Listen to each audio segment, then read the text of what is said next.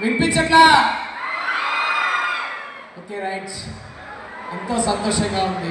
యువతంతా ఇక్కడే ఉన్నారు. భారతదేశ భారత పౌరులంతా ఇక్కడే సమావేశమయ్యారు. మీరు ఇక్కడ ఒక చిన్న విషయాన్ని గమనించాలి. మొదటగా ఒకసారి మైక్ తీసుకొని గుర్తింపు లేని ఒక ముగ్గురు కురవాళ్ళు ఇంత గొప్ప ఇన్స్టిట్యూషన్ స్టార్ట్ చేశారు అని చెప్పారు. చూడండి, గుర్తింపు లేని వ్యక్తులు ఒక గుర్తింపు లేని వ్యక్తిని గుర్తించడం అనేది నేను నిజంగా జీవితంలో రుణపడి ఉంటాను. అలాంటి సందర్భం ఇది. సరే స్టూడెంట్స్, మీ అందరికీ ఒక మంచి కథ చెప్తాను. ఎందుకంటే ఒక టీచర్ని కాబట్టి పిల్లలకి చెప్పేది కథలే కాబట్టి కథతో స్టార్ట్ చేస్తాను. మీరల్లో మీ పేరెంట్స్లో ఎంతమంది ఫార్మర్స్ ఉన్నారు? ఫార్మర్స్. ఇంకే రాత్రే ఈ కథ చెప్పాను, మరలా ఒకసారి చెప్తాను. మీ అందరినీ చూశాక కథ చెప్పాలనిపిస్తుంది నాకు. ఒక రైతుగా ఉన్నటువంటి తల్లి నిండు గర్భిణితో ఉంటూ బిడ్డను కావడానికి సిద్ధంగా ఉన్న ఒక తల్లి పడేటువంటి ఒక చిన్న స్టోరీ చెప్తానండి. మీ అందరికీ తెలిసే ఉంటుంది, మన బాడీలో ఒక బోన్ ఇరిగితే ఎంత పెయిన్ వస్తుందో అంతకి 50 రెట్ల పెయిన్తో తల్లి ప్రసవిస్తుంది. అటువంటి ప్రసవాన్ని తట్టుకొని బిడ్డను కన్నాక కొన్ని నెలలకే తన పొలం పనులకు వెళ్ళిపోతుంది. పెద్దవాళ్ళకి ఇంట్లో ఉన్న పెద్దవాళ్ళకి తన బిడ్డని చేసి పొలం పనులకు వెళ్ళిపోతుంది తన తల్లి. మధ్యాహ్నం అవ్వగానే తిరిగి ఆవిడ కూడా తినకుండా కష్టపడి ఆవిడ కూడా తినకుండా 2-3 కిలోమీటర్లు నడుచుకుంటూ తొందరగా తన బిడ్డకి పాలు ఇవ్వాలని చెప్పేసి త్వరగా నడుచుకుంటూ తన బిడ్డకి పాలు ఇచ్చేసి సంతోషంగా మరలా వెళ్ళి ఆ పొలం పనిలో జాయిన్ అయ్యి తింటూ తిరిగి వచ్చేసి మళ్ళీ ఈవినింగ్ కూడా వస్తుంది.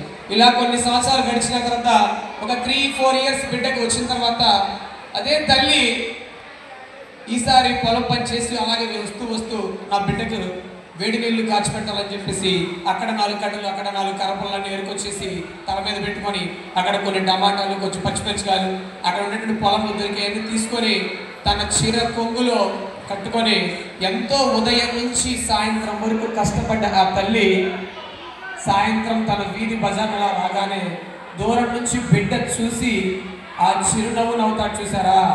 ఆ చిరునవ్వు చూసి తన కష్టాన్నంతా మర్చిపోయి అలా తల మీద కట్టెల మూపు పక్కన పెట్టి కొంగులోని కూరగాయలు పక్కన పెట్టి ఇలా నుదుటి మీద నుంచి బొటన వేలుతో చెమట తుడుచుకుంటుంది. ఆ చెమటని అది బొటన వేలు నుంచి కారిపోయి మోచేతుల గుండా ఆ చెమట చుక్క కింద నేల రాలిపడుతుంది.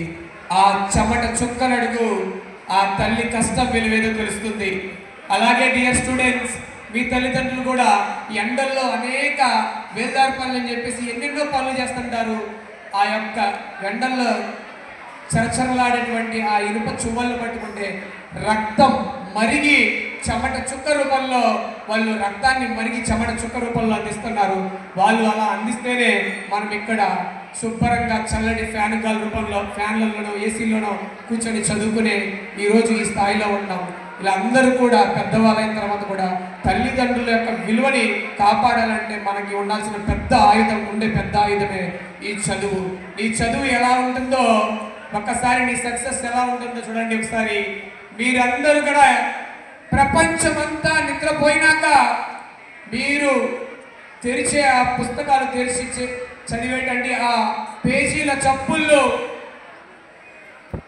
మీరు సక్సెస్ అయ్యాక ప్రపంచం కొట్టే చప్పట్లు కావాలి, మీ తల్లిదండ్రుల యొక్క చిరునవ్వు కావాలి. అలాగే మీ బంధుమిత్రులందరూ ఎవరైతే నీకు దూరంగా ఉన్నారో ఆ బంధుమిత్రులందరూ నీ సక్సెస్ చూసి నీ దగ్గరికి కావాలి. అటువంటి సక్సెస్ నువ్వు సాధించాలంటే ఉన్నటువంటి ఒకే ఒక ఆయుధం చదువు.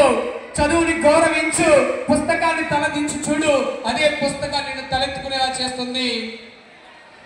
ఇంత అవకాశం ఇచ్చినందుకు మా గురువులకి నిజంగా చెప్తున్నాను, ఇక్కడ ఉన్న ప్రతి ఒక్కరు కూడా మా గురువులే, ప్రత్యక్షంగానో పరోక్షంగానో అందరూ కూడా నా గురువులే. ఇటువంటి అవకాశం ఇచ్చినందుకు మరలా చివరిసారిగా వాళ్ళందరికీ పాదాభివందనాలు తెలియజేసుకుంటూ ధన్యవాదములు.